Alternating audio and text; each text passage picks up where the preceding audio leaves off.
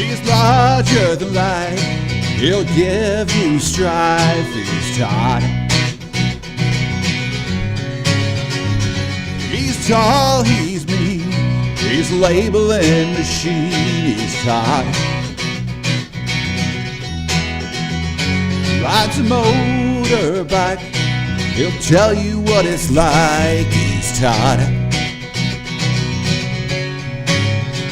Don't know what he'll say. He'll scare the kids away. He's Todd. He's Todd.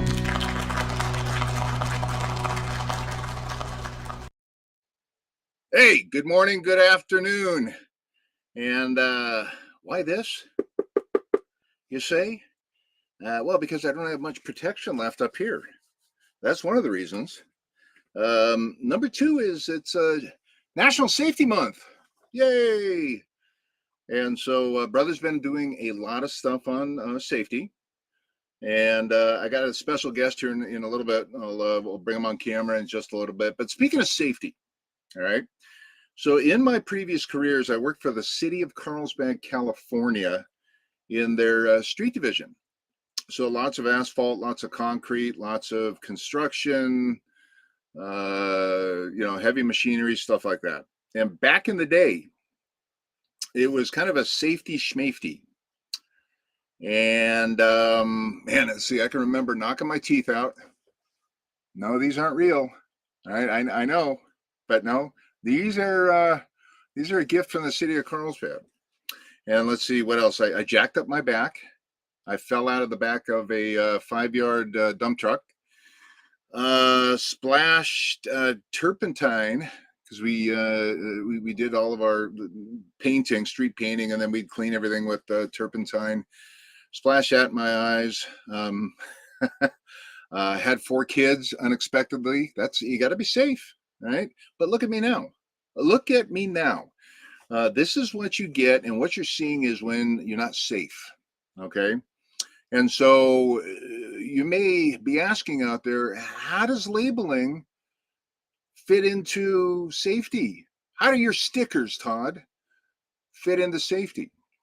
And we're going to talk about that a little bit later. So I hope you're having a fantastic freaking week. And I am so far.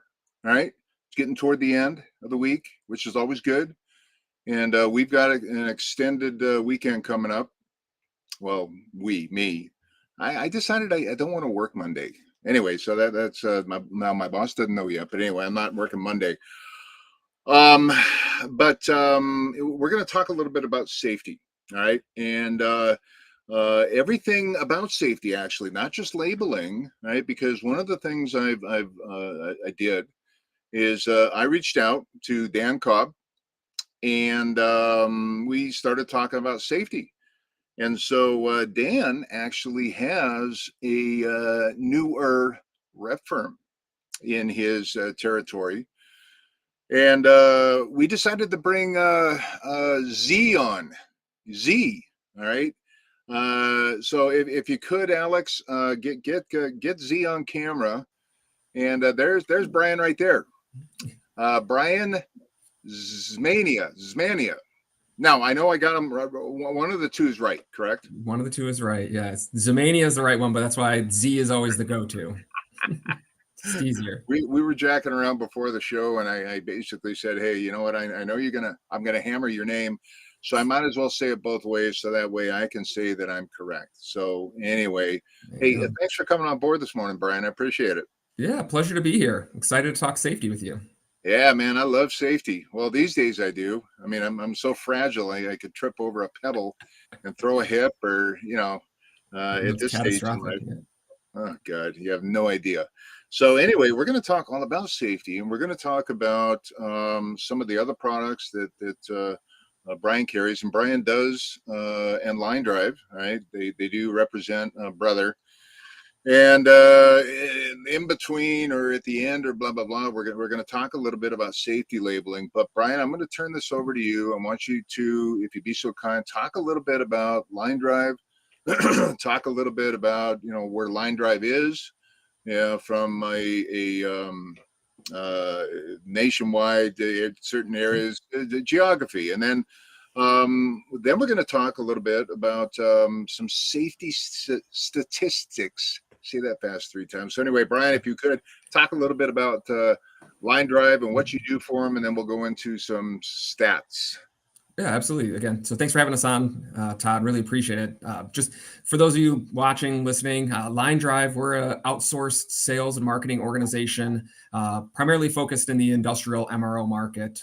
So things like aerospace, food processing, general manufacturing, even things like healthcare, hospitality, universities, government accounts. But when I say outsourced sales and marketing, companies hire us, large national brands hire us to get access to our footprint and our feet on the street. So right now we have about 35 sellers that are end user focused here in the US. We've got another 12 people that are working more behind the scenes from a product placement or a sales and marketing aspect. We also have a whole team in Canada that's covering all of that geography up there. So what we do is we partner with brands like Brother that help employees and help facilities become safer and more productive. And, overall, we're trying to come in there and help these customers do assessments, do evaluations, understand and learn best practices, is what they can do to make their facilities, like I said, make their facilities safer for the employees and ensure that everyone gets home at the end of the day. So things are, as I talked about earlier, things are definitely different for when I actually, had to work for a living. You know what I forgot? I fell off a ladder too one time. So again, I think I've got not uncommon. Yeah, no, I think I've got all my bases covered as far as my faux pas but things are definitely different these days. And part of the reason is what I became to my employer, which was a big liability. All right, I was a human liability, if you will. But there's all sorts of other factors that go in, and safety has become pretty stringent, and rightfully so. I mean, the companies are looking out for the employees. They're looking out for their equipment, right? That's an investment too. And so a lot of the stuff that you carry, right, it has to do with current standards, regulations, and so forth and whatnot. And speaking of liabilities, I know that there still is workplace accidents, right? You hear about it all the time, don't you, Brian? Yeah, of course. I think you make a good point that you talk about I don't say the history of safety, but I've been in this game for a while, a few decades, and back in the day it was like, here's your leather gloves and here's a pair of glasses and go out and work, and that's it. I've checked the boxes or covered the bases, and certainly we've seen technology evolve, whether it's signs on demand, whether it's increase in glove technology or ladders that are capped like a platform ladder or podium ladder where you can't stand on the top and tip yourself over. But a lot of it's being driven, I think, of a couple areas, and you hit the nail on the head there. It's the liability. So from either an OSHA standpoint or an insurance standpoint or an actual criminal standpoint, as far as like negligence and not helping that out, I think it's driven by just an overall I'd say workplace safety and workplace comfort and making it a desirable place. And I think the workers and the employees themselves are demanding better. And when we talk about a tight labor market and, you drive by and see these signs out there that, $19 an hour, $24 an hour, and people are begging for workers. I hear that all the time. Can't find enough people, don't have enough stuff. If I come into an environment and I can tell that it's unsafe or it's not, I'm not getting my protection, I'm not going to stay there. I'm going to go someplace else where I feel like I'm going to come home with the majority of my fingers. It's generally a pretty low bar there. So we have seen change. You mentioned something that really, it's like, wow. You mentioned that you saw somewhere that was paying $19 an hour. Right. What am I doing selling stickers? All right. So anyway, next time you run by that job site, let me know, will you? I'll grab you an application. Thank you. Now the other thing is that during my time with the city doing construction, now they call it PTO, right? But we had a thing called IOD, right? And I was on IOD plenty of times, right? But one of the other things too to consider from an employer standpoint is that even with Brother, all right, if I hurt myself somewhere, I'm doing a job walk, I'm doing a job walk, or if I'm traveling and I trip and hurt myself, blah blah blah blah blah. You know what? There's downtime, all right, Yeah. and I'm out. I'm on IOD or whatever the case may be until I can come back to work. And so that's a big factor with these companies and employers is that you're an individual down, you're a person down, Oh, right?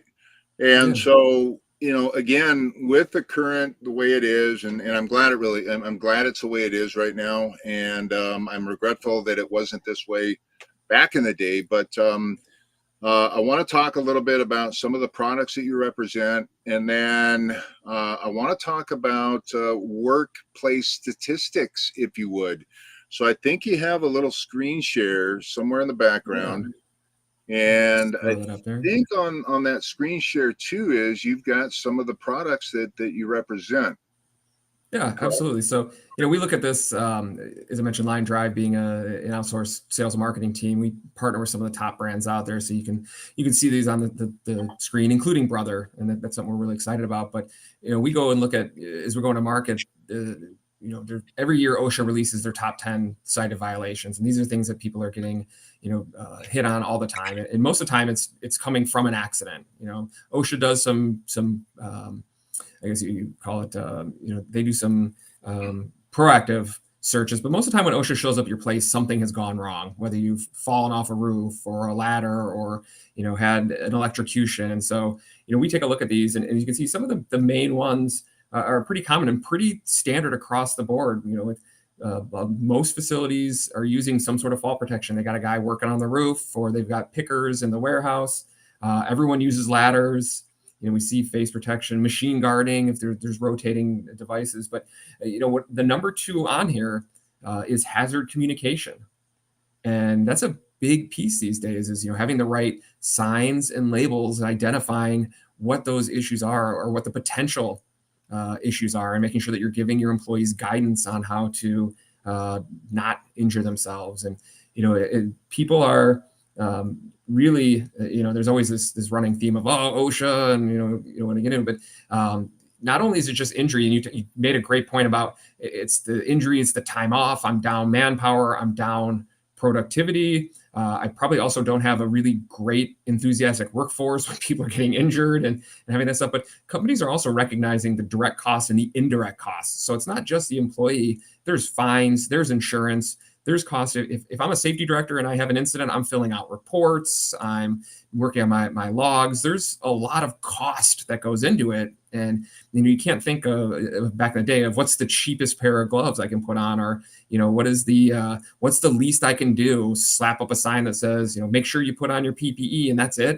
That's not acceptable. And we see there's a case recently down in the South, without getting too specific, where they had a worker who was electrocuted and unfortunately was killed. And when they came in, it was a waterfall of, okay, well, there wasn't the proper machine guarding. There wasn't the proper de-electrification. They weren't following a lockout tagout program. By the way, there wasn't labeling as far as volts and arc flash requirements. None of the panels were labeled. So not only was it just the regular issue, but they came through and they wrote up some huge violations and some huge liability. And the underlying factor there was that this company had basically has a willful disregard for safety. And if they're not going to do that and they're not going to provide those levels of safety, then there's going to be consequences to it. Well, and stuff is going to happen. It's still going to happen, and regardless. But the whole point is to try and mitigate those things from happening. And the more that you do to mitigate those things, it presents itself with a much safer environment. And again, you've got lots of products that will help these companies, these individuals, and it's an investment. But what's an injury worth? I'm sure the lawyers can answer that. But again, it's a matter of just mitigating it. And one of the ways we do it is with labeling. And brother, 6 months ago, maybe a year ago, I don't know, time flies when you get to the old fart status. I mean, Christmas is right around the corner, see. And so one of the things, and maybe it was about a year ago, brother introduced safety labeling. And there's been a few of our competitors that have been out there for some time now, and enjoying the vast majority of the market share. And so, brother, trying to become just your end all be all regarding labeling, decided, you know what, we're gonna get into this market, and I got to tell you, it's been very successful so far, very very successful. And actually, I think, Alex, I'm going to share a screen real quick, and I'm going to talk a little bit about this, and then Brian, we'll talk a little bit more. But let me see if it's been a while since I've done this. Let me see if I can still do it, if I remember. Okay, we'll do this and share. And Alex, see if that pops up in the background. There it is right there. So sitting in front of you, all right, is our safety solutions product line. As you can see, we got the printer, we've got all sorts of the collateral in the background, and I'm not going to go through each and every one of these slides, but it talks about what is safety labeling, and in accordance with OSHA standards. All right, it talks about by the way, Mr. Dan Cobb, who Z, you work with Dan. And I know that 4-letter word really isn't in Dan's vocabulary, work. So he sits around and he makes labels, essentially. But anyway, that's Dan Cobb, who is out of Wisconsin. And at the end of the show, we'll give Dan's contact information in case you want to call him. I don't know if he'll pick up his phone, but anyway. So here is a little bit more about what we're talking about. So let's talk about the cost of safety labeling. It can be very expensive if you don't use Brother. How's that in a nutshell? All right. And I'll tell you why. Most of our competitors' machines out there run in excess of $2,000, which is some good money. And then you got the software platform. And the software platform can run you just as much as the actual printer. All right. And so with that being said, then you got the consumables, right? So one of the things that Brother offers is a very, very competitive printer, number one. The software is free. That's my other favorite F word, free, okay? And inside the software, it has all of these templates. There are thousands of industry standards built into the free software. And we'll take a look at that here in a second. Oh, there's the back of Dan's head again right there. So anyway, here's an idea of kind of what we do as far as piping. So, you got lockout, tag out, you got arc flash labels, you got warning labels, you have piping labels, you have a GHS. Did I mention that? But anyway, so here's kind of Dan at work, hard at work again. I love picking on Dan, by the way. And so get out of here. So anyway, here's secondary GHS. And the beautiful thing about this is with the software is that with the industry standards that are available and the templates that are available, you can also change them if needed. All right. So let's say I wanted to add a barcode onto one of these labels. I can do it. Let's say that you have you want to put a company logo maybe on the bottom of it. All right, you can. There's nothing really stopping you from doing that. So again, these are just examples of some of the labels that we do. So barcoding is a big thing in labels as well. So it's not just safety labeling, but you can also do things like warehouse labeling. We even print on a magnetic strip. Reflective tape, we print on that as well. So again, these are just some examples. Here's the different color combinations that we have. I think there's a slide in here that kind of goes over the software, maybe not. There's a little bit in there, but I'm going to go ahead and stop sharing right now. All right. So anyway, that's our safety solution, and line drive represents a line. All right. And, Z, if you got a second out there, I would like you to talk a little bit about the importance of labeling, and then maybe what happens if it's not labeled properly.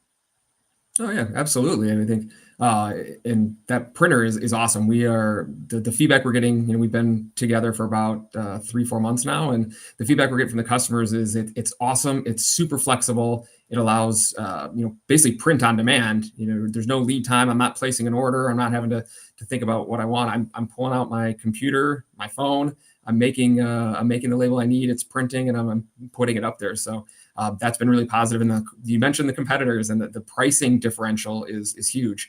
It literally is, both from the initial cost of the printer, the software being no charge, free, if you that F word, but even just the media, the actual label part of it, if you will, is less expensive. And so there's some strong cost savings built in. But I think overall, when you talk about the market and what's there, is people are really looking for that clear communication, and we're not guessing as what's in this pipe or what's in this tank.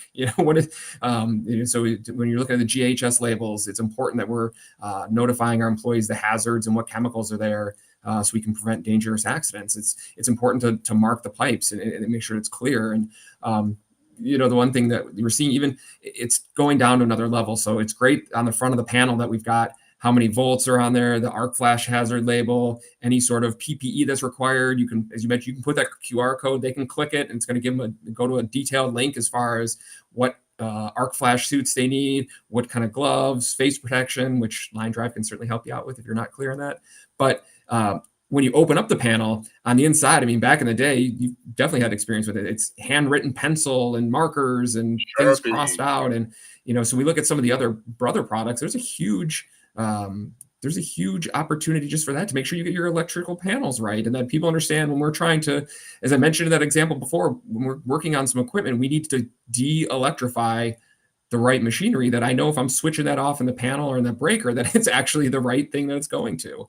There's so much importance in there, and really, like as I said earlier, that facilities and employees are demanding that they understand those hazards and they're clearly marked out. So, being able to print and label that very inexpensively and very effectively is such a huge, relief to those people, those safety directors or EH&S managers that are in charge of these workforces. And frankly, at the end of the day, potentially liable if something goes wrong.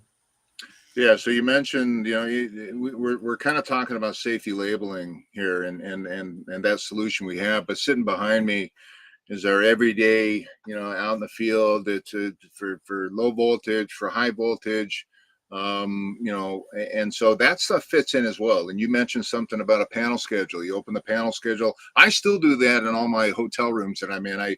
I'm just curious. I have no life. Right. So what do I do when I was able to walk the staircase? I'd look at the fire system run to see if it was properly labeled. But every time I'm in a hotel room, I open up that panel and sure enough, there's number 2 pencil, there's Sharpie in there. But this labeling that we offer, obviously, it's for general contractor, prints up to 1.5 inches. All right. But thanks, Alec. Todd, you need to learn how to vacation. Hey, you're absolutely right. Anyway, but doing a panel schedule, we actually have a new app out. It's the Brother Pro Label tool that has panel schedules on there. And you can just type in the panel schedules. You can use a database to fill those.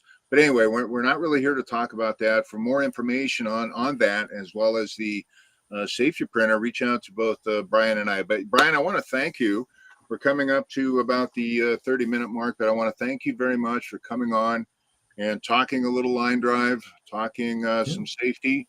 All right, very much appreciated during Safety Month here. And in closing, to put you on the spot, maybe get an awkward moment out of you. Do you have any closing remarks? Reach out to Line Drive. I know Alex is going to put some on there. We've got, as I mentioned, we've got 35 people across the country. You can certainly contact me and visit our website. But I think the one thing that a lot of people are paralyzed or maybe just afraid of, I don't know where to start. And we talk about labeling, we talk about looking at the signage within your facility, and maybe it's not something you're aware of, but understand that you have these experts across the country. No charge will come in and help you take that first step. And with products like the Brother Safety Label Printer and certainly other products that we offer, it's our goal to make sure your facility is safer. And again, that everyone gets home at the end of the day. So, reach out to us, let us come in and let us help you take that first step and get over some areas maybe you're not as comfortable in. Absolutely. No, I appreciate it. Again, Brian, thank you very much. Good luck out there with Brother and selling our stickers.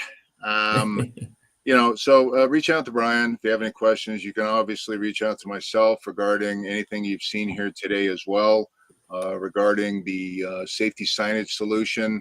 And chances are, Brian or one of his cohorts will be involved at one point or the other.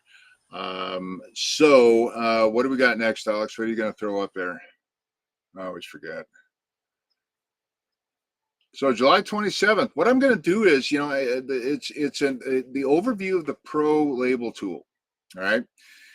I've done shows with some of our partners, AEM and Softing and Fluke, showing how the new app works with their product and how you can use the PTE 550 and the PTE 800, bring in a database, and then with the templates on the app. Anyway, I'm going to show you this wizardry, all right, on the 27th, and it's going to be really good. And I'm not going to be partner specific. It's just going to be a general overview, and I'm going to show you, right, on the app some of the other templates, including some of the safety templates as well. So tune in.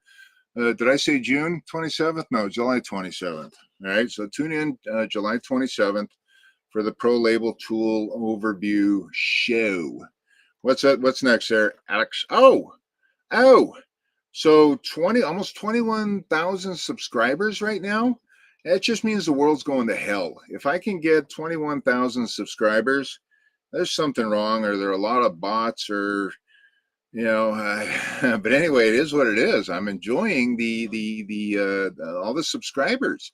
So if you haven't already subscribed to the BS with Todd YouTube channel, take a picture of that screen, go to it, sign up, watch some goofy episodes in the past, and tell you industry specific stuff and all sorts of shenanigans and fun.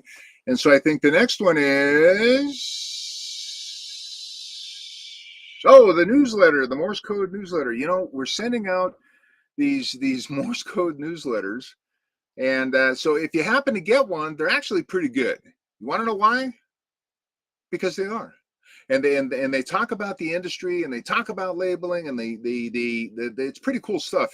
And then it also has links to previous episodes regarding what the email was about.